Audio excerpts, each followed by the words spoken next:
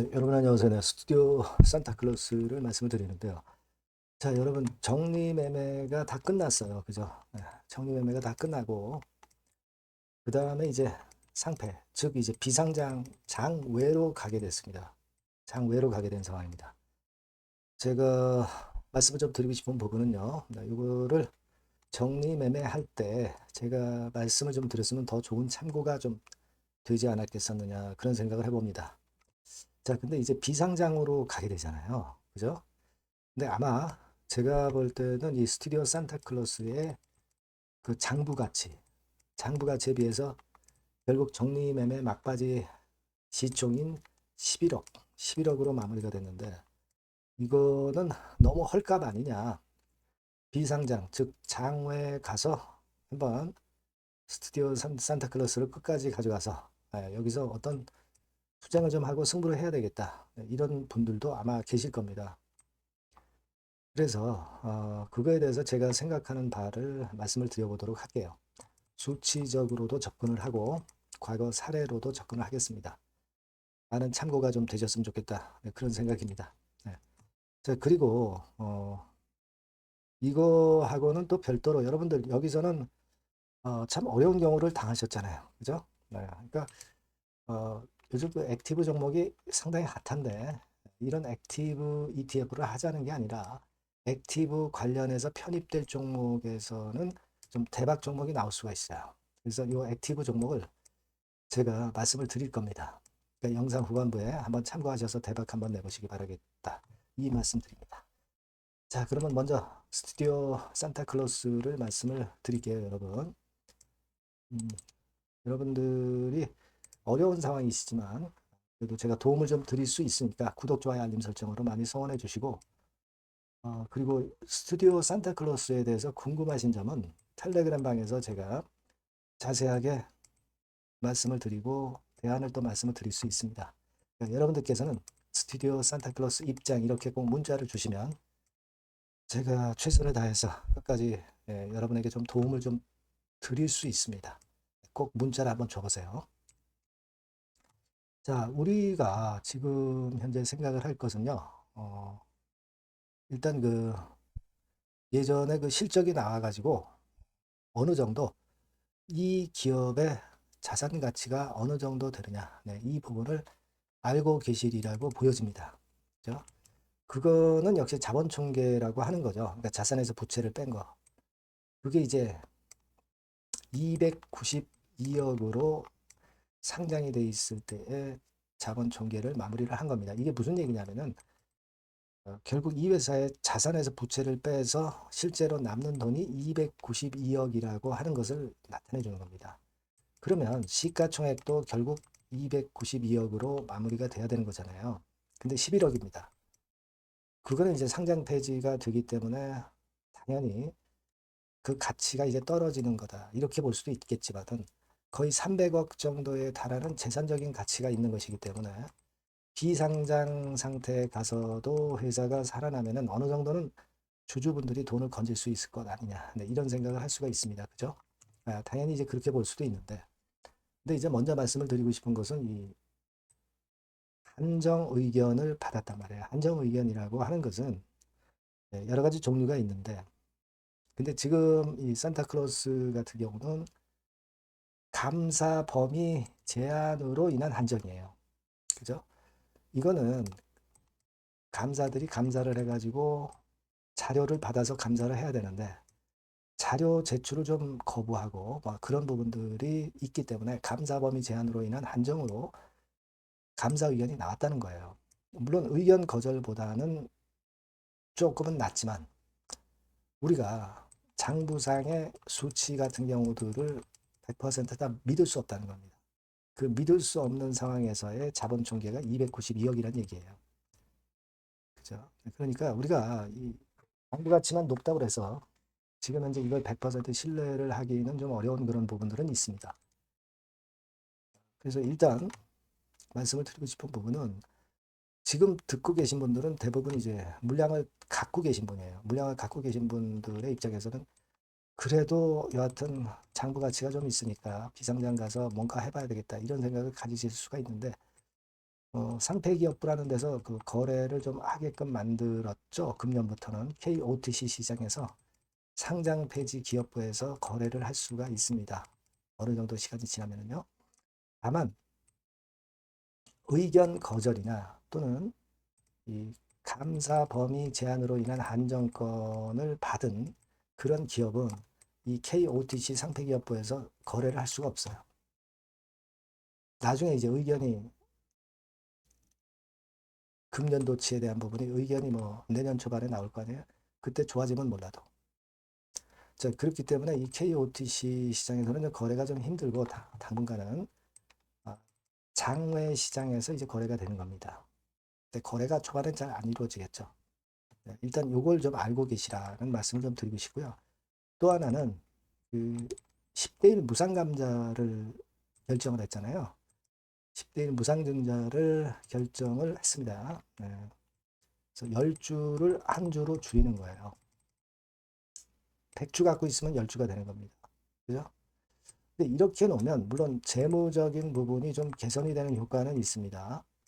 다만 이렇게 감자를 하고 그냥 끝나는 게 아니고 감자를 해놨다가 다시 그 증자를 하게 되는 경우가 100%예요.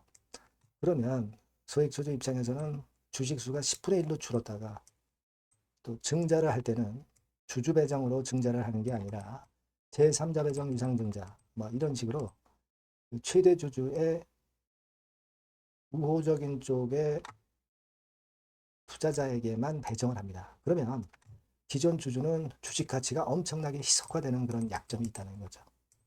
그거는 나중에 이제 공시들을 비상장 가서도 공시는 볼 수가 있으니까 그건 제가 이제 전달드리면서 말씀을 드릴 수는 있어요.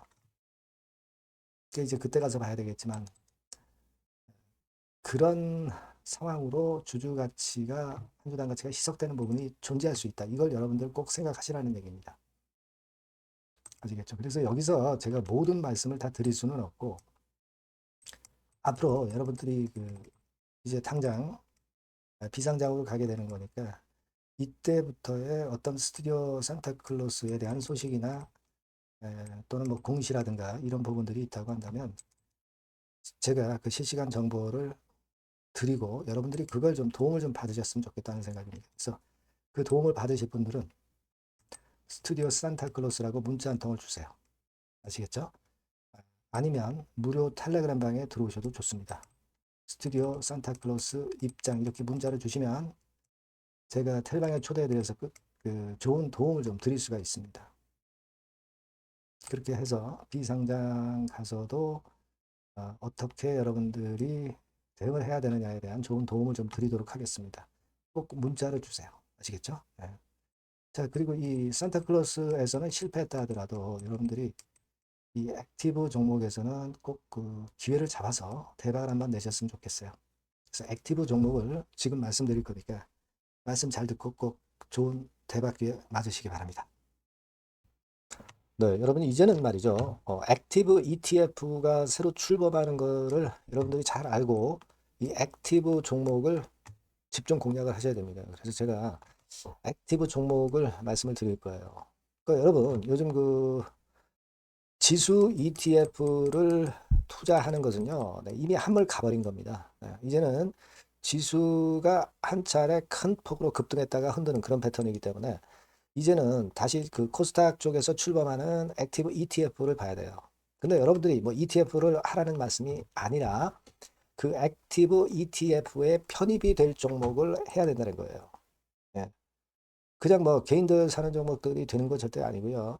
실제로 이 액티브에 편입이 되는 종목들, 네, 이런 종목들만이 차별적으로 또 큰 시세를 낼 거예요.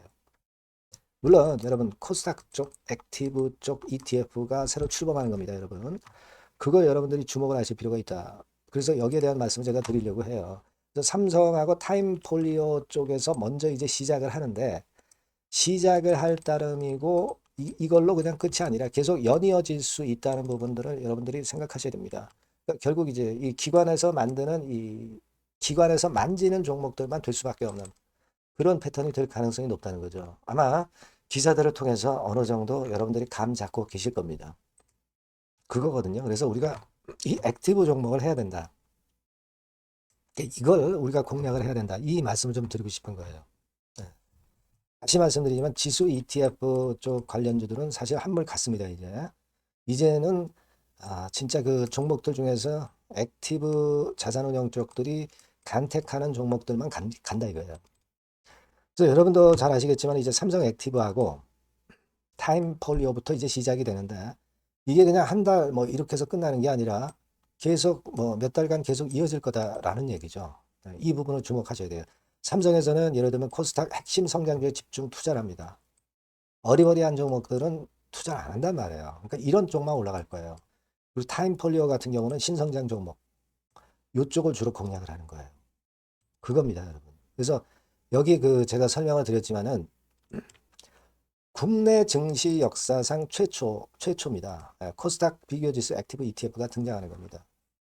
그러니까 기초 지수를 단순히 복제하지 않고, 그러니까 지수 쪽 ETF가 아니라는 얘기예요. 지수 쪽 ETF는 주로 이제 패시브라고 그러죠. 패시브. 펀드 매니저가 종목과 비중을 직접 결정을 하는 거니까 우리는 여기서 이 종목을 잡자 이거예요. 아시겠습니까?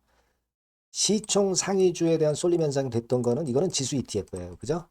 그러니까 종목별 차별화 장세 대응에 용이하다는 겁니다. 이걸 우리가 명확히 파악하고 대응을 하셔야 된다는 얘기예요.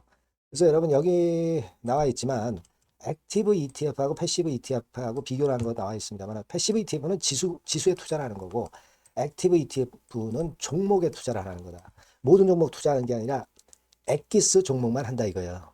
그러니까 시장 지수 대비해서 초과 수익 날 가능성이 상당히 높고 운용력이 종목과 비중을 직접 선택하는 거다. 이런 얘기죠. 예. 그리고 투자 전략은 수동적이 아니죠. 지수 추종하지 않기 때문에 능동적이고 시장 상황에 맞춰서 발빠른 대응이 가능하다. 그죠? 네, 이게 특징이에요. 그러니까 지금은 우리가 이 액티브 ETF에서 공략할 종목을 여러분들이 이제 선택해서 저하고 같이 하자는 얘기입니다. 그죠? 그거예요, 논점은. 거기에 바로 포인트가 있다. 이렇게 말씀을 좀 드리고 싶은 거고요. 자, 여기 보시는 바와 같이 자산운용사가 그 삼성과 타임 이후에도 계속 출범해요. 하나자산운용, 미래에셋, KB, 신한, 한국투자신탁운용 이런 식으로 출범합니다. 그러니까 선도주자인 삼성이나 타임 같은 경우가 분명히 이제 상당히 고무적인 좋은 결과를 만들어낼 거란 말이에요.